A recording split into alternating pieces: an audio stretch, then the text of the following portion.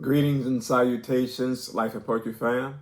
Welcome back to Poetry 101 with Marcus T. This guy. In this series, we have been discussing the ins and outs and the basics of poetry. Things that I think you should know if you want to get your feet wet in the room of poetry, you want to learn what it is, what it's about, and how to just dive into it. So far, we've talked about the basic definition of poetry. We've also talked about my rules of poetry, those that I've come up with over the years. I'm a condensed version of them all, but they'll get you going. We've talked about the myths and truths about poetry. We've even broken down two similar yet different forms of poetry, among a few other things. In this episode, we will be talking about stanza, meter, imagery, and rhyme scheme. And these will close out the series here. Life Poetry family, I thank you guys so much for being a part of the series here. I pray you got something from it. And as we go into this even more, for the days to come, you never know what's going to come up next in this class here. Or maybe we'll do an advanced class, Poetry 201, for those advanced writers who want to really get going with poetry. You never know. But before we get started, Life Poetry family, if you have been here before and have not already subscribed, that's going to do me a favor. Go ahead and like, comment, share, and subscribe to the channel. Go ahead and turn on that notification bell so that you can be notified every time we here at Life and Poetry drop a new video. And once you've done all that, sit back, take notes. Let's get it started, right? Guys, I'm so excited about this series here. We've done so much amazing things here. And again, thank you guys so much for wanting to be a part of this here, wanting to get this information out. For those of you who reached out to me in regards to understanding more about poetry, I thank you for that as well. And feel free to keep reaching out. I'm here to answer any question that you may have. If I can answer them, that I do have a few scholarly folks I can send you. I can recommend you go to talk about this in more depth. If I don't give you the greater explanation of certain things that you may be looking for. But again, in this series here, we're talking about the basics of things, right? We're going to keep it basic, pure foundational tools that I think you should know when it comes to poetry. Poetry is just that amazing thing. It makes me feel warm inside, right? Right. So, like I said, we were talking about meter, stanza, rhyme scheme. What else was I talking about? I got my notes. I got my notes. Meter, stanza, rhyme scheme, imagery. Right. Those things here. We're gonna close out this series here, talking about those there. But I want to start off first, not in the order which I just said it. Right. I want to start off first with what is a stanza. Right. Now, most people know when you read poetry, you got this certain format of things. It looks like little paragraph type forms, little short paragraphs there, you know, and that's exactly what they are, short paragraphs, or what we call stanzas. Stanzas are just that. They are like paragraphs. They really relate to I'm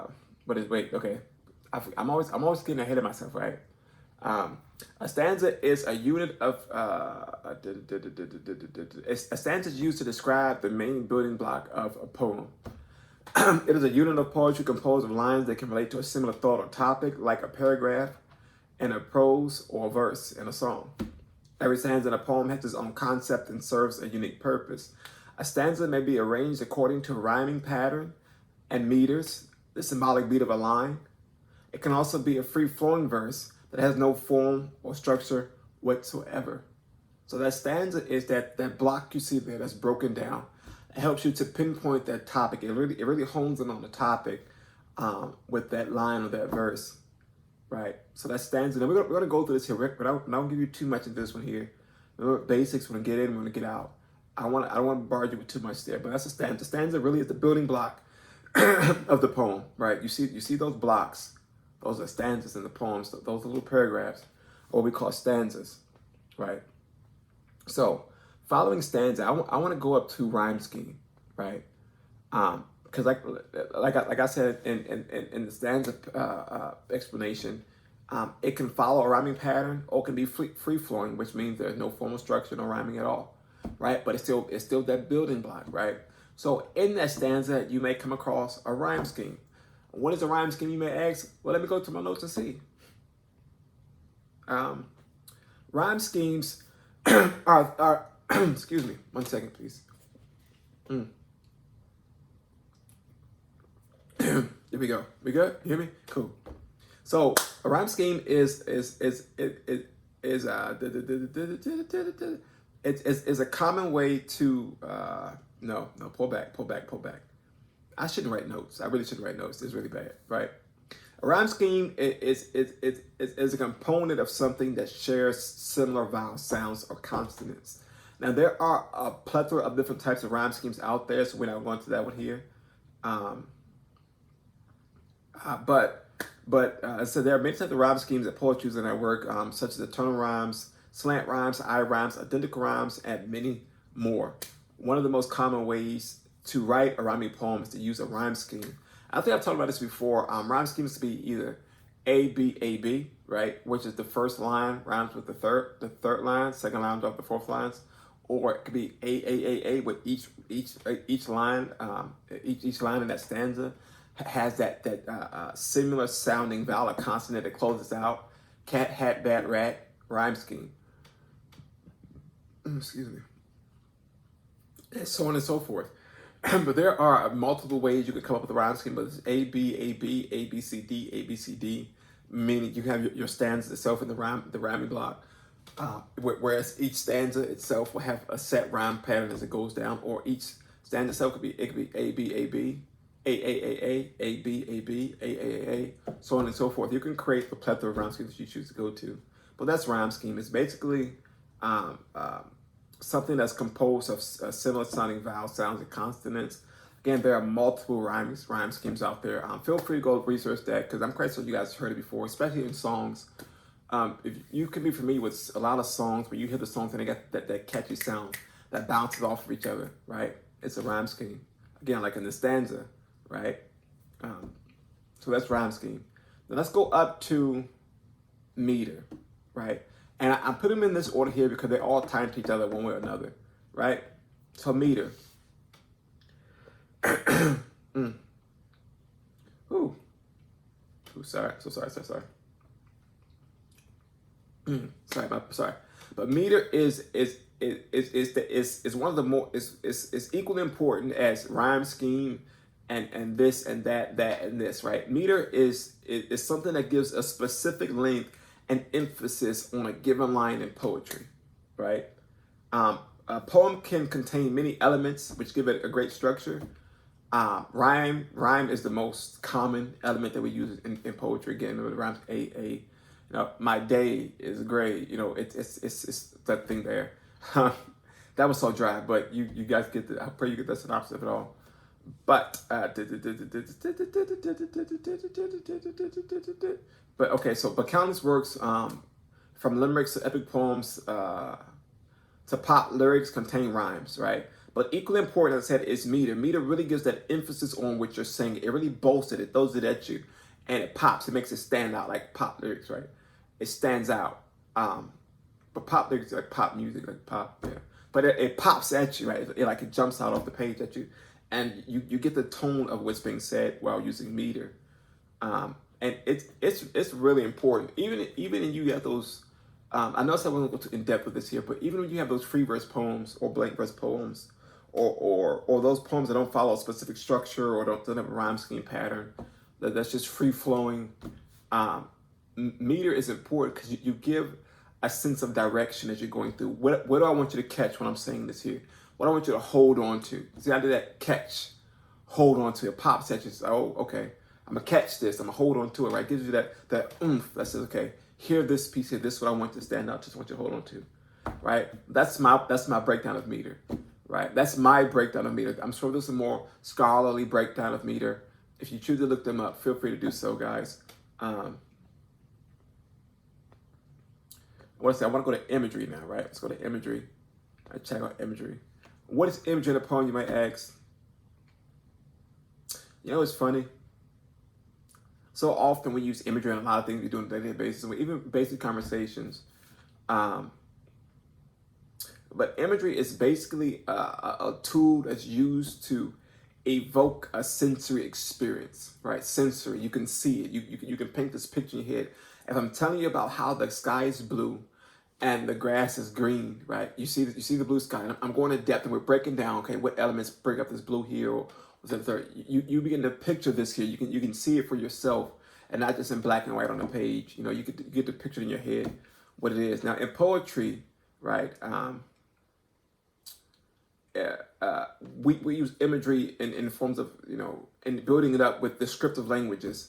Um, like I said, we play with the senses of the reader, you know, sight, taste, smell, image, sound, internal feelings, external feelings, and we evoke that raw, in-depth, inside emotion. And it really pours out of you so that you can see what's being portrayed on that page there. And there is a lot to do. You can break down when it comes to imagery.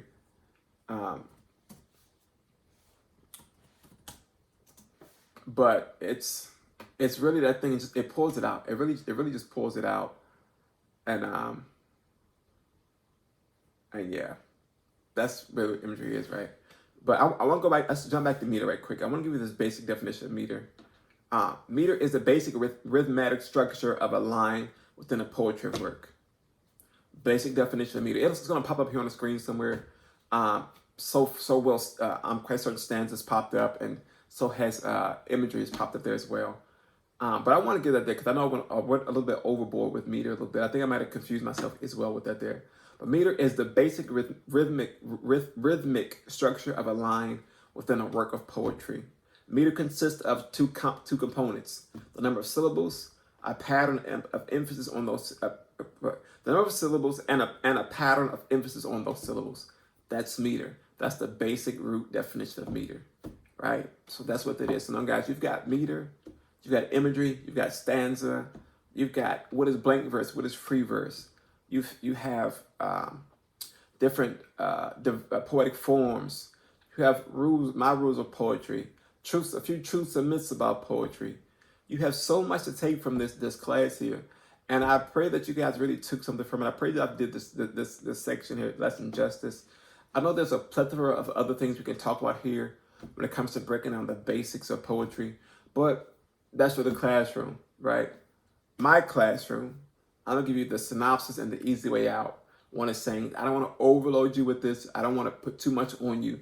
I want you to get a taste of what it is. And I want you to say, you know what? I like what this sounds like. I like where this is going.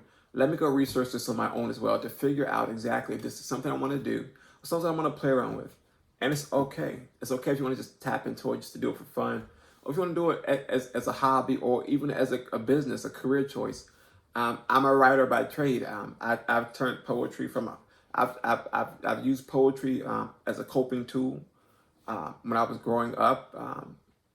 Actually, partly because of when I was going through some things, counseling, so on and so forth, and I started to write things in my journal, and my journal became really apparent to me that it was more than just a journal. I was really expressing something. I was able to see those things. I was like, wait, this is really poetic. So I began to turn my journal entries into poems, and then I turned that hobby into a career choice, and I decided, you know what, this is what I do by trade. I'm a writer now. I'm a poet. I'm a published author as well. But I want you to take something from this here, and I want you to say, you know what, either this is for me or it isn't. It's fine. Even if you want to just share the video to other people who you think might need it, please do so. Feel free to send them my way. We can talk about it even more on the channel here or on Instagram, wherever you may reach me at. You can find me there. We'll talk about it even more in depth there. But closing out this one here, I want to give you some more tips about you know, poetry writing, right? I know some of these tips are familiar if you guys watch the rules of poetry or some things in there, but these guys, they're really universal, right? I want you to just grab one of these things here as you begin to go into your journey of writing, right? You with me? All right. So my first tip is to remember to read the works of a variety amount of poets. All right. Get in the habit of understanding why, how, why do they do what they do, how do they do it, how they come up with this here, and you can begin to build your own, synopsis of where you want to go with it. Understanding the magnitude of poets, you begin to understand. Okay, they got this swag. Okay, so this works here, this doesn't work here. Oh, I like that. Maybe I could tweak this and make this mine. So on and so forth. It's nothing wrong with that. You have to build your own voice. Sometimes you have to hear another. You have to hear another. To build your own voice, sometimes you have to hear the voice of another. Right? It's okay. That's how we all start. We start somewhere, right? Another tip is to experiment with different poetic forms. We talked about that already. Sonnets, ballads, so on and so forth. Free verse, blank verse. Experiment, play around with them. Play around with this. You get a niche for it. You get a hang of it right there, right? Also, play with rhyme. Don't be afraid of rhyme. If you want to rhyme, if you aren't the person who can just go without a rhyme scheme, if you can't just go free fall and just dive in, just jump head first into it, don't be afraid to play around with it. You can get a lot out of a rhyme scheme. You get a lot out of learning how to rhyme, so on and so forth. Whether you're a lyricist, you're writing songs, raps, poetry, whatever it may be, play around with rhyme. I truly encourage you to play around with rhyme, right? And also experiment with meter. We talked about meter, right? What is meter again? Meter is the basic rhythmic structure of a line within a work of poetry, right? Play around with it. Don't be afraid of it. Experiment with it. Get a hang of it. Get used to it, right? And as I said before about my journal, right? It was imperative for me to keep that book. Even after I came out of those things, as I began to write, my scrap notes, my notes in my head, even if there's just pieces of something, I put them in a book, right? I kept that journal, okay? I hold on to this thought. I may lose it, I may write it down, put it in my journal. I always can come back to it. I can pull from this here, add this here. I'm gonna put this on the back burner here for now, because maybe I want to build on it later. Right? Keep that book, keep that journal, keep it close to you. Trust me, whether it's electronic or hard copy or electronic, keep that journal. Trust me, right? And explore with new devices, poetic devices, imagery, irony, so on and so forth. There's a lot, right? Experiment, find those devices, explore them, learn them, engage with them, throw them around, figure them out, and just make them yours. Just make them yours, right? Next, simplify your word choice, right? Everything always got to be all big, these big SAT words. Sometimes the simplest words matter, right? Simple words matter too. Simple words matter too. Trust me, simplify your word choice. It helps you go a long way because you're not boggled down with all this other stuff trying to make it sound so fancy all the time, Nextly, I want you guys to get in the habit of editing. Learn how to edit. Learn how to edit. That's a big thing when you're writing. Sometimes we write, it's like, okay, this fits here. No, don't be afraid to take something out. Afraid to put something in. Don't be afraid to change that punctuation, to change that word, to change how this fits, to change the structure here. Edit. Get in the habit of editing your work. Learn how to edit. We all edit a different way. I edit in the most weirdest way possible. Like I would edit by scrapping the whole poem, starting over with the same poem, right? It's weird, but we all have our own tips and techniques on how to edit. Guys, learn how to edit, figure it out, master your craft, right? And remember, there are no rules, right?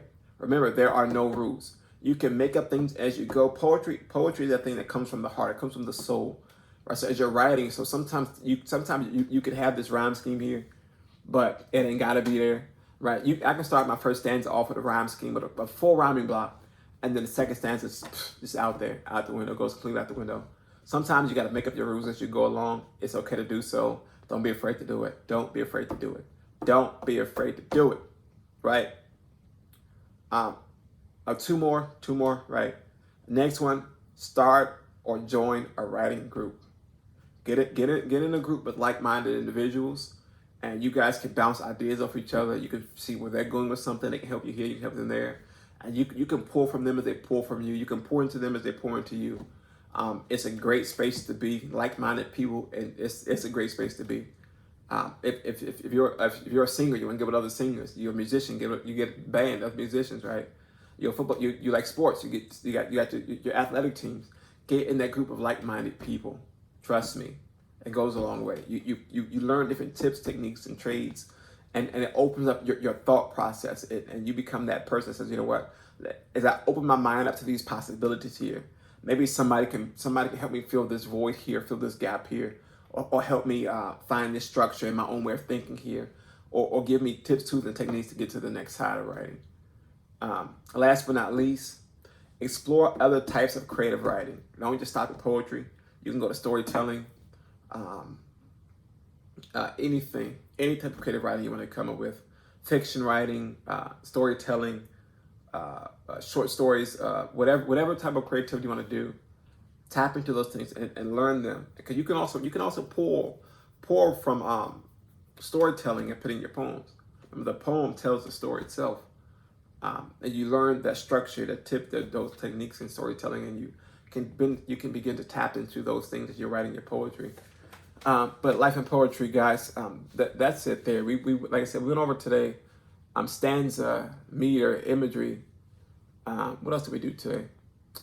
Stanza, meter, imagery, and rhyme scheme today, as well as a few more tips to hold on to as you're writing. Life Poetry family. Again, I pray you guys come out of this class here. But thank you so much for being a part of my first poetry class here on the Life of Poetry YouTube channel. Stick with me here as we dive into more things when it comes to poetry, and as we dive into other things that's outside of the poetry realm that we can tie right back into my poetry, as well as stay up to date with my Instagram page, where you can be dropping like the tips I just gave you here will be posted on my Instagram story. Go check that out there if you guys want to get that there and save it for your own. You can have a personal link to it there. But yeah, I thank you again so much, Life and Poetry family. But that concludes this series here for Poetry 101 with Marcus T. This guy. Thank you for joining our class, and we hope to see you next time.